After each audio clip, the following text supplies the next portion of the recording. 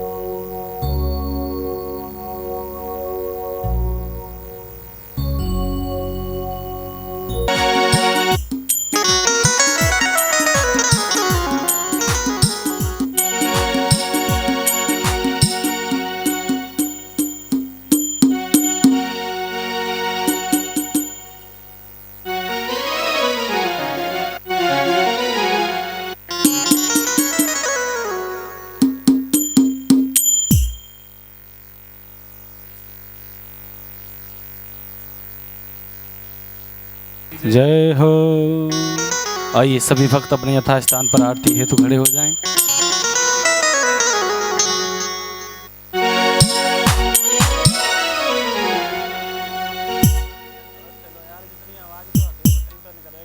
आरती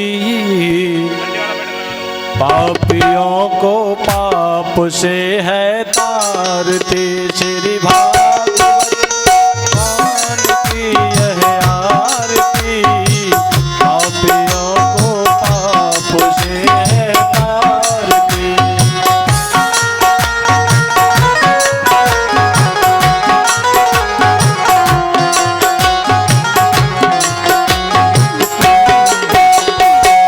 पापियों को पाप से, नारियों को पाप से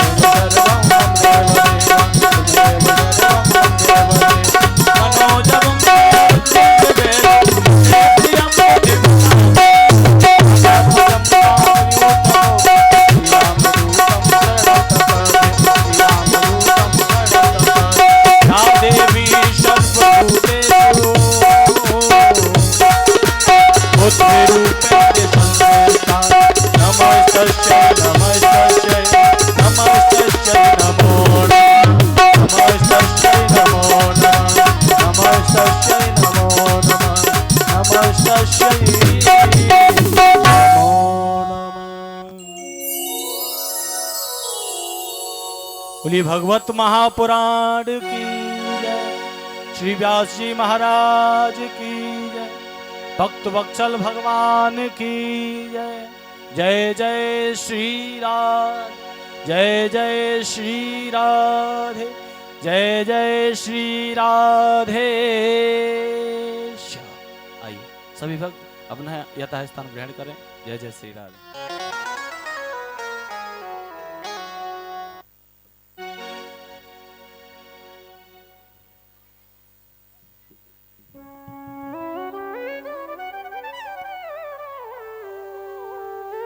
ओम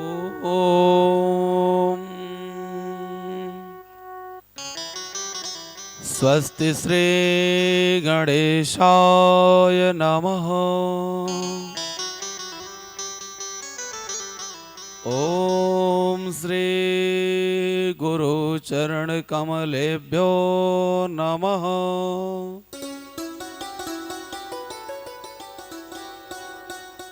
ओम श्री राधा कृष्णाभ्याम नमः।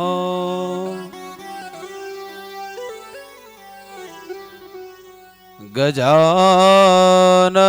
भूतगणाधिसेवितं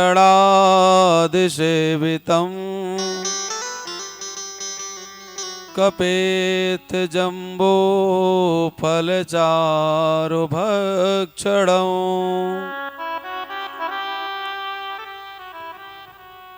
उमासुतं शोकविनाशकारकम्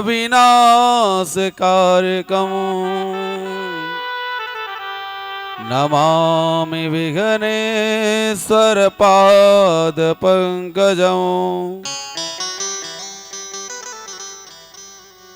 मनोजमं मारुततुल्यवेगम्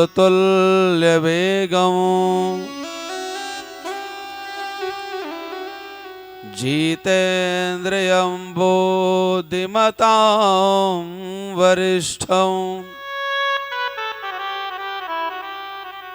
वातात्मजं वानरयूथमुख्यं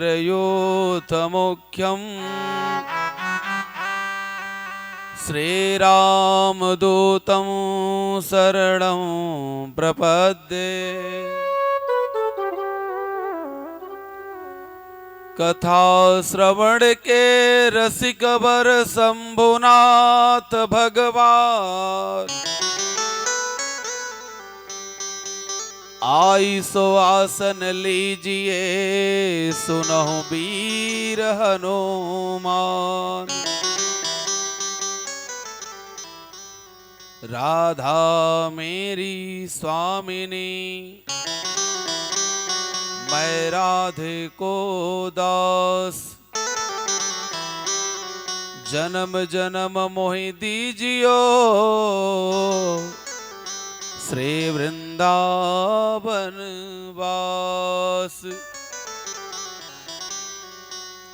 भक्ति भक्त भगवंत बपु चतुर नाम बपु एक इनके पद वंदन किए नासै विघ्न अनेक। कथा श्रवण के रसिक वर शंभुनाथ भगवान आय सुवासन लीजिए सुनो वीर हनुमान।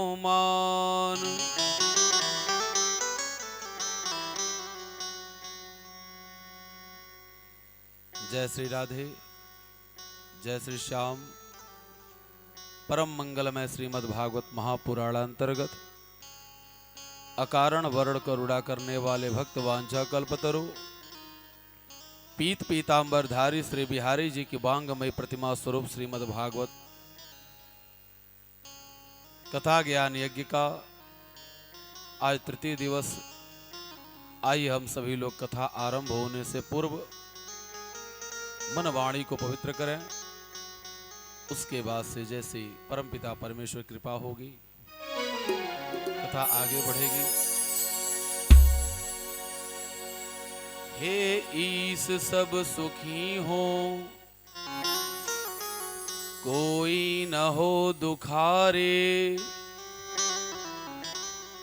सब हो निरोग भगवन, धन धान्य के भंडारे। सब भद्र भाव देखें सन्मार्ग के पथिक हो। दुखिया न कोई होवे सृष्टि में प्राण धारे। सुखी बसे संसार सब, दुखिया रहे न कोई। सुखी बसे संसार सब, दुखिया रहे न कोई। सुखी बसे संसार सब, दुखिया रहे न कोई। क्या अभिलाषा हम सबकी भगवन पूरी हो। यही अभिलाषा हम सबकी भगवन पूरी हो। विद्या बुद्धि तेज बल सबके भीतर हो। विद्या बुद्धि तेज बल सबके भीतर हो। दूध पोत धन धान्य से वंचित रहे न कोई। दूध पूत धन धान्य से वंचित रहे न कोई। सुखी रहे संसार सब, दुखिया रहे न कोई। सुखी रहे संसार सब, दुखिया रहे न कोई। क्या अभिलाषा हम सबकी भगवन पूरी हो। यह अभिलाषा हम सबकी भगवन पूरी हो।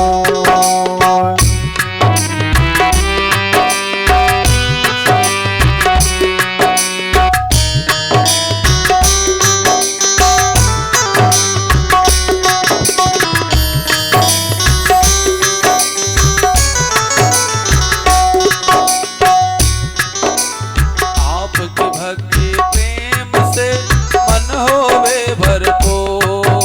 आपकी भक्ति प्रेम से मन होवे भरपूर। राग द्वेष से चित्त मेरा को सौभाग्य दो। राग द्वेष से चित्त मेरा को सौभाग्य दो।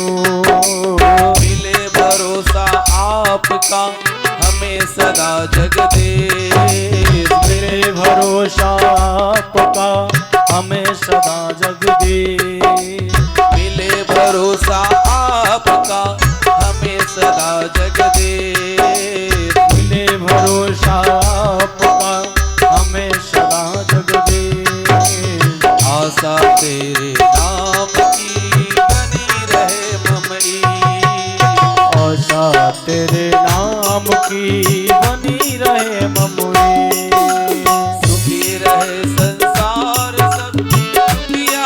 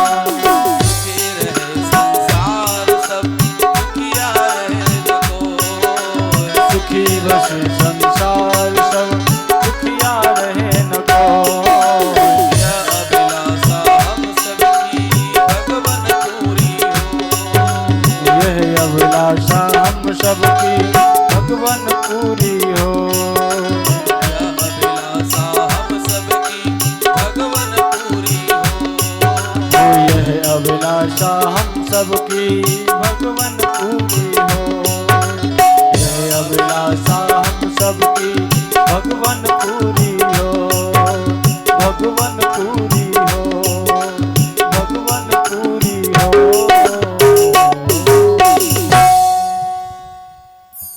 प्रेम से बोले वृंदावन बिहारी लाल की जय हो, श्रीमद् भागवत महापुराण की जय हो, गंगा मैया की जय हो, बाल मुकुंद भगवान की जय हो।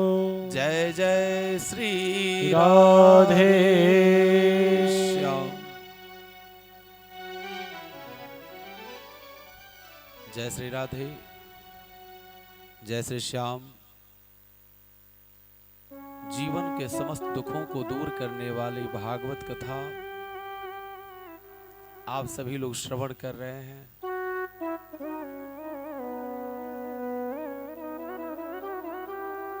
हम सभी लोग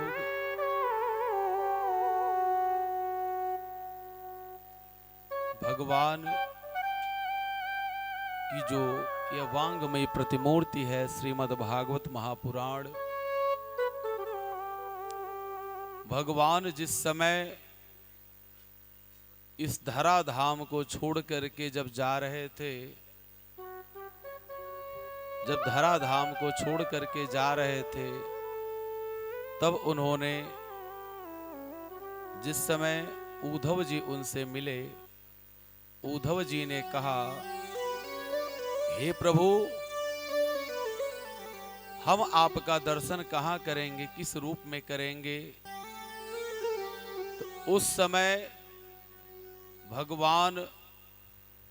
भगवान ने बतलाया कि हम कहीं और नहीं, भागवत में ही मिलेंगे।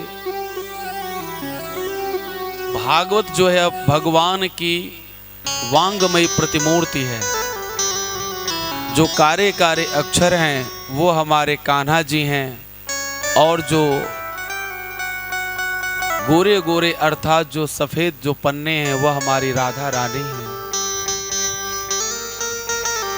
ये भागवत भगवान का विग्रह स्वरूप है। भारतीय संस्कृति पुनर्जन्म एवं कर्म सिद्धांत पर आधारित है। यह कर्म सिद्धांत पर आधारित है कि हम जैसा कर्म करते हैं उसी तरह पुनः हम लोगों को जन्म मिलता है, और वैसा ही हम लोगों को भोग करना पड़ता है।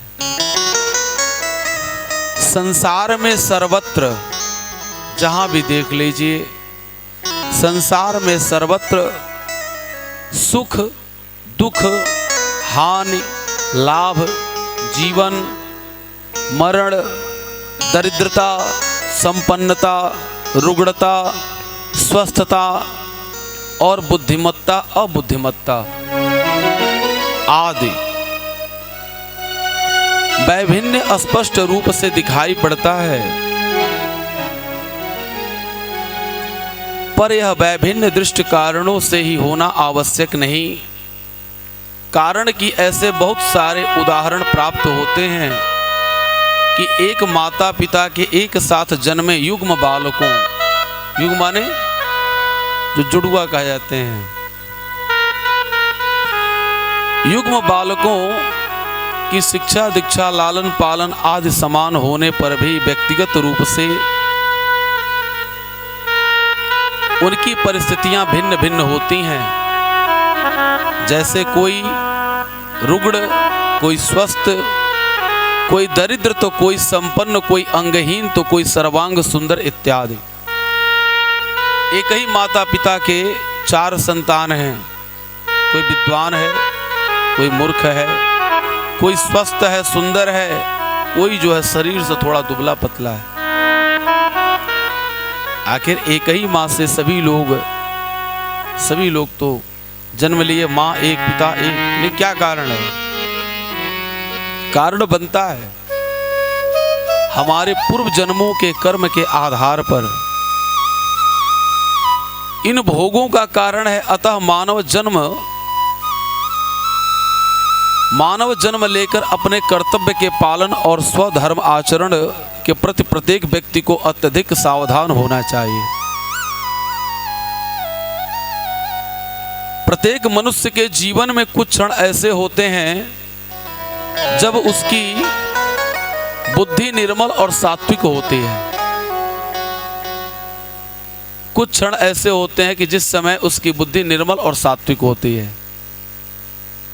तथा उन क्षणों में किए हुए कार्यकलाप कर्म शुभ कामनाओं से समन्वित एवं पुण्य वर्धन करने वाले होते हैं।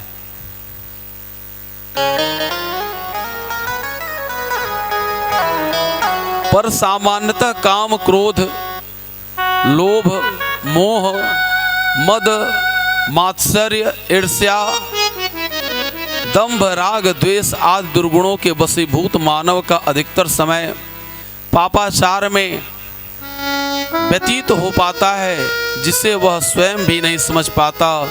24 घंटे के समय में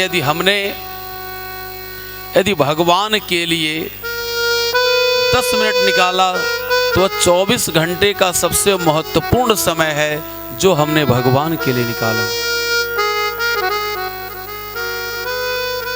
इस संसार में कहा भी जा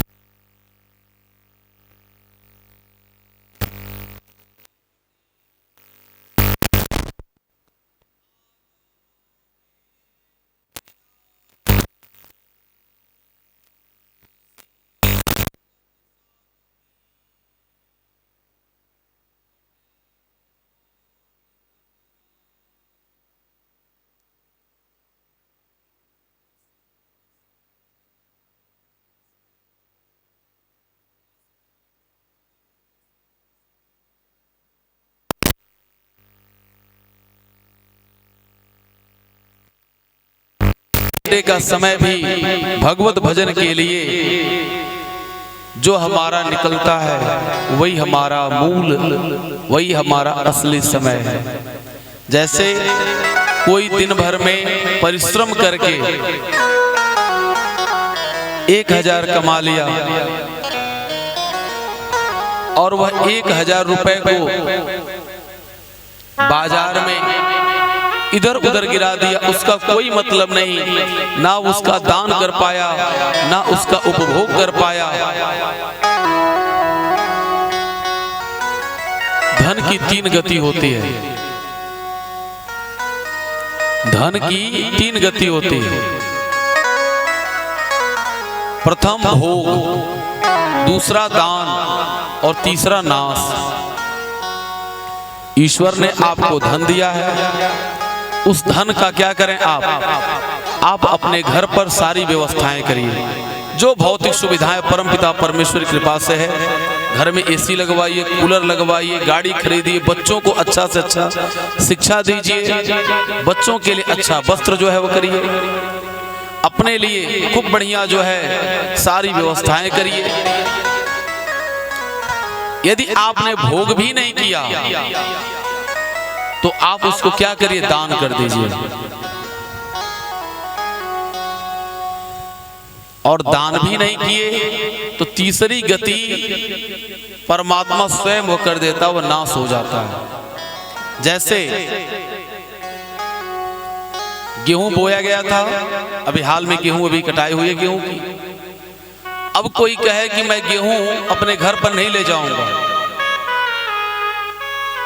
अब वो गेहूं काट करके अपने उस फसल को नहीं लाया, तो प्रकृति का नियम है वे गेहूं वे फसल उसी खेत में अपने आप ही वो झड़ जाएंगे, वो समाप्त हो जाएंगे। तो आपने भोग भी नहीं किया और किसी को आपने दिया भी नहीं, तो प्रकृति तो उसको नाश कर देगी। आपके पास बहुत अच्छे वस्त्र मिले हैं, आप बहुत अच्छे वस्त्र लाए और उस वस्त्र को यदि आप नहीं पहन रहे हैं, आपने ला करके सूटकेस में बक्से में आपने रख दिया और रखने के बाद आप ये सोच रहे हैं कि मैं नहीं पहनूंगा, यदि मैं पहन लूंगा तो ये पुराना हो जाएगा। कुछ माताएं बहनें, कुछ लोग ऐसे होते हैं कि जो वस्त्रों को पहनते नहीं, देख करके संतोष करते हैं कि हाँ हमारे पास न्यू वस्त्र है। वे पहनते नहीं। 2 साल 4 साल बाद पता क्या चलता कि जब वस्त्र को वो खोलते हैं तो जहां से वो फोल्ड रहता है वहीं से वस्त्र जो फटने लगते हैं। तो आपने भोग भी नहीं किया, किसी को दिया भी नहीं, तो जब आपने भोग नहीं किया, दान नहीं किया, तो तीसरा अपने आप ही नाश तो होना है। इसलिए धन को जो भी परमात्मा आपको देते हैं आपके पुरुषार्थ से, वह आप अपने घरों पर लाइए, उसका गलत चीज मत लाइए, गलत वस्तु मत लाइए। यह नहीं कि महाराज जी ने कह दिया तो अब हम गलत वस्तु अपने घर पर लाएंगे। इस संसार में भगवान जो भी वस्तु बनाए हैं, जो भी वस्तु बनाए हुए हैं, उसमें किसी भी कोई ऐसी चीज नहीं है परमात्मा की इस बनाई हुई सृष्टि में जो खराब हो। हमारी बुद्धि हम ना समझ पावे, हम उस चीज को ना समझ पावे तो हम कह देवे कि यह खराब है, लेकिन नहीं। मैं इस व्यास मंच से मैं कह रहा हूं कि भगवान की सृष्टि में बनाई हुई कोई वस्तु बेकार नहीं है। यहां तक कि मैं मदिरा का भी लोग विरोध करते, मैं उसको भी मैं बुरा नहीं कहता, लेकिन किसके लिए है, किसके लिए है?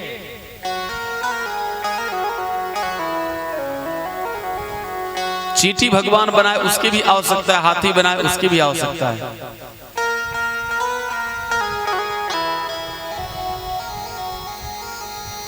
हमारे डॉक्टर साहब बैठे हुए हैं, आप सभी लोग पढ़े लिखे विद्वान बैठे हुए हैं। आध्यात्मिक दृष्टिकोण से थोड़ा सा आप भौगोलिक दृष्टिकोण पर आइए। भौगोलिक दृष्टिकोण पर आप ध्यान दीजिए। उत्तरी ध्रुव पर, उत्तरी ध्रुव पर कोई भी फसल नहीं होता है। होता है कोई फसल? कोई फसल नहीं होता। वहां पर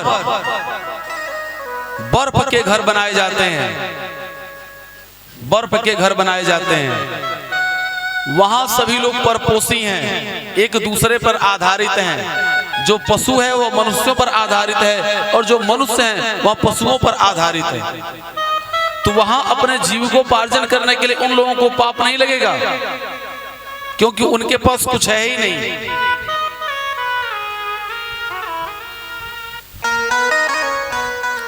जो डॉक्टर, अब मैं मदिरा की बात बता दे रहा हूं, जो डॉक्टर पोस्टमार्टम करते हैं, किसी एक व्यक्ति से जो बहुत ही अपने आप को दृढ़ संग, बहुत उसका कलेजा, कहते हैं हमारे पास बहुत कलेजा है, जला हुआ कटा हुआ, लाश उसके सामने लाकर रख दीजिए और कह दीजिए तुम एक नहीं 10 लाशों के बीच में तुम अकेले रहकर इसको तुम जो है शरीर अपने हाथों से स्पर्श करो। वह व्यक्ति क्या हो जाएगा?